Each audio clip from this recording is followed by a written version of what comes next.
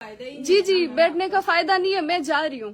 جی میں تمام لوگوں سے درخواست کرتی ہوں کہ آپ اس کے خلاف آواز اٹھائیں، اور اسپیشلی کن وجوہات کی بنیاد پہ ہم بلوچستان میں پیسفل ورکرز ہیں. ہم نے بلوچستان میں ہمیشہ پیسفلی اپنی بات رکھی ہے، اور یہ ان کے اکارڈنگ میرا یہ لیٹر 30 اگست کو جاری ہوا ہے، جو کہ جس وقت ہم گوادر دھرنے میں موجود تھے اس ٹائم پہ.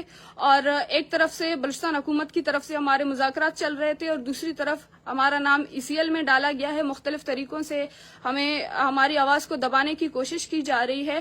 میں تمام لوگوں سے درخواست کرتی ہوں کہ اس کے خلاف آواز اٹھائیں جس حد تک ہو سکتا ہے. اور ایک جو ہے ہم نے ہمیشہ سے ہماری جو ایک پیسفل موومنٹ رہی ہے، ہم نے اس کو آگے لے کر گئے ہیں، لیکن اسٹیٹ نے ہر بار مختلف حربوں سے ہمارے آواز کو جو ہے دبانے کی کوشش کی گئی. لیکن ایک بات واضح طور پر کہنا چاہوں گی کہ ریاست چاہے کچھ بھی کرے، کسی بھی قسم کا حربہ استعمال کرے، مختلف قسم کے ہتھ کنڈوں سے، ریاست کا اپنا گناؤنا چہرہ سب کے سامنے آئے گا. لیکن ہماری جو ایک پیسفل موومنٹ ہے، جو حق، سچ اور انصاف کی جنگ ہے، اس کے خلاف نہ ہم کبھی خاموش ہوئے ہیں اور نہ ہم ابھی خاموش ہوں گے.